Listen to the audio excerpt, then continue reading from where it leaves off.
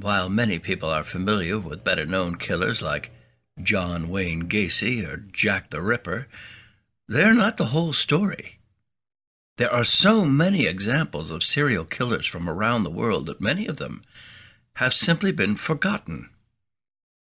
That does not make their crimes any less serious.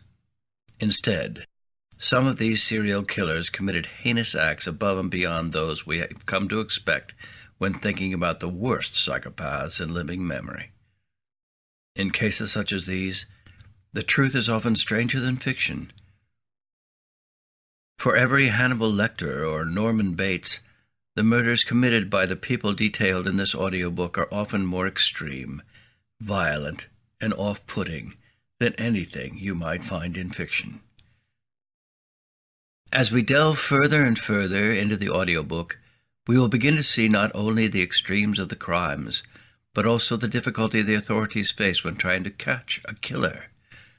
With so many serial killers on the record books of human history, it is a wonder that we have caught as many as we have. Even in the cases where no one has ever been arrested for the crimes, we can learn a lot about the mindsets of the individuals involved.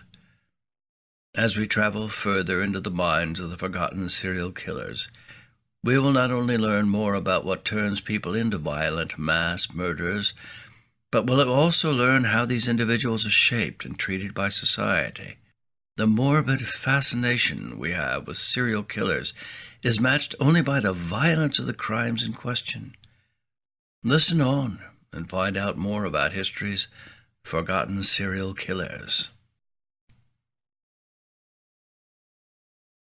The son of a candy factory owner who carried out the Houston mass murders, Dean Corll, also known as the Candy Man or the Pied Piper.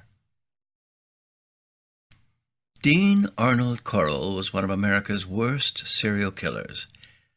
His killing spree during the 1970s was one of the most violent that the country had faced up to that point. His tendency to prey on children made his crimes all the more notorious. With deaths reaching almost 30, it was perhaps the enlisting of two young accomplices that made people take note of the extreme manipulation and violence that was being carried out. Coupled with this, the lack of a true trial and punishment has led to there being a sense of unresolved justice about the case. But who exactly was Corll?